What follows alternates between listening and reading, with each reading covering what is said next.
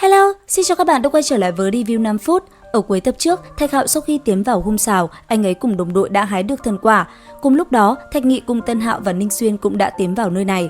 Tiếp theo, trong tập đặc biệt 165, chúng ta sẽ mở đầu với hình ảnh Thạch Hạo ngồi lẳng lặng một mình ở trên một cây cổ thụ giữa khoảng không rộng lớn. Sau đó, nghiền ngẫm một hồi, Thạch Hạo liền mở ra con mắt vàng. Từ nơi sâu trong cơ thể, Thạch Hạo đứng lẳng lặng, phù văn mang theo ánh vàng bắt đầu tỏa ra.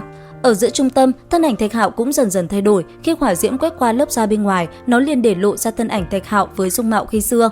Vẫn khuôn mặt ấy, vẫn mái tóc ấy, thế nhưng Thạch Hạo đã trưởng thành hơn xưa rất nhiều. Cứ thế, anh ấy gỡ bỏ thần thông trở về với dáng vẻ phong trần. Thế nhưng, đang trong lúc Thạch Hạo ngồi lặng yên thì phía xa Tần Hạo đi tới, hắn ta ánh mắt kinh ngạc nhìn về phía trước, bởi vì hắn cảm nhận được khí tức cùng hình hài đó là của Thạch Hạo. Thế vậy, thanh âm Thạch Hạo vang lên nói: "Nhìn thấy ta còn không gọi một tiếng ca ca là sao hả?" Nghe vậy, Tần Hạo từ trạng thái kinh ngạc đã chuyển sang phấn khích. Ngay lập tức, hắn ta liền chạy tới đập tay với Thạch Hạo, hai anh em nắm chặt tay nhau vô cùng thống khoái. Sau đó, hai người cũng liền trò chuyện cùng nhau và hỏi thăm nhau về cha mẹ cùng những chuyện đã xảy ra từ khi lên thượng giới. Tiếp theo, hai người cũng luận đàm một chút, ở trên một quả núi nhỏ cắm một cây kiếm khổng lồ, thân ảnh hai người rất nhanh đã xuất hiện. Từ trên tay Tần Hạo, công kích rất nhanh đã phóng ra hướng về phía Thạch Hạo. Thế vậy, Thạch Hạo vẫn lặng yên đứng đó, khi công kích gần đánh tới người mình, anh ấy cũng liền thi triển thần thông biến mất. Cứ thế, hai người cùng nhau tiến hành luận đàm tí thí một chút. Tuy nhiên, đang trong lúc hai người giao đấu thì phía xa, cách nhau một ngọn núi, Thạch Nghị đang đạp hư không bước tới. Ngay lập tức, Thạch Hạo cũng liền nhận ra khí tức này và Thạch Nghị cũng vậy. Rất nhanh, hắn cũng nhận ra khí tức quen thuộc của kẻ đã lấy mạng mình. Nhất thời, Thạch Hạo thanh âm vang lên nói: "Quả nhiên, kẻ được nữ trùng đồng cứu sống và sống ở Thiên Vẫn Châu là ngươi." Nghe vậy, Thạch Nghị đáp: "Ta biết ngươi sẽ không bỏ mạng dễ dàng như vậy. Quả nhiên, sức chịu đựng của ngươi vô cùng mạnh mẽ." Lời nói vừa dứt, hai người nhìn chằm chằm vào nhau. Sau đó, một cuộc võ mồm cũng liền diễn ra. Nói một hồi, ở trước ngực Thạch Nghị, một luồng ánh sáng màu xanh cũng liền xuất hiện. Mang theo ánh mắt trầm mặc, hắn nhìn chằm chằm vào Thạch Hạo.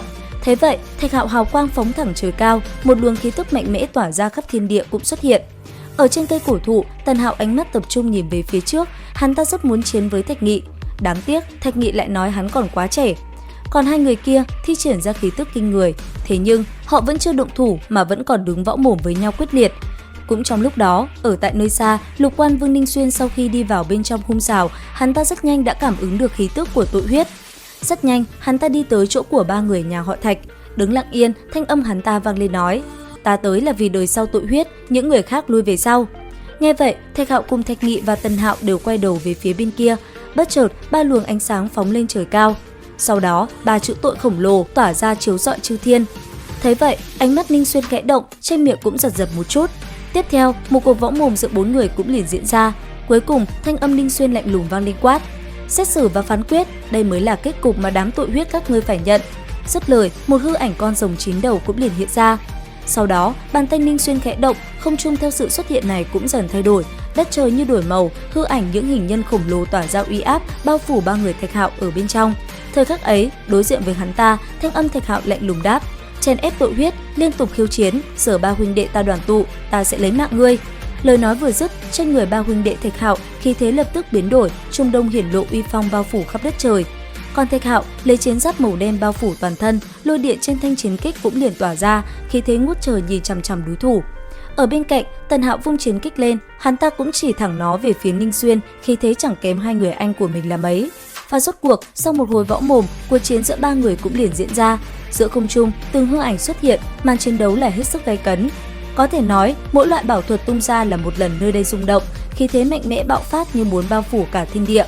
Mặc dù Ninh Xuyên rất mạnh mẽ, thế nhưng ba huynh đệ Thạch Hạo lại vô cùng ăn ý, ba người cứ thế hợp lực vây công Ninh Xuyên. Trận đấu lúc này là hết sức mãn nhãn, mỗi chiêu thức tung ra là mỗi lần người xem phải nổi lên những tiếng trầm trồ kinh ngạc. Và liệu rằng màn combat trong tập đặc biệt sẽ có gì nhỉ? Vậy thì hãy theo dõi kênh vào sáng thứ 6 tới đây để biết thêm chi tiết nhé. Xin chào và hẹn gặp lại các bạn ở những video tiếp theo.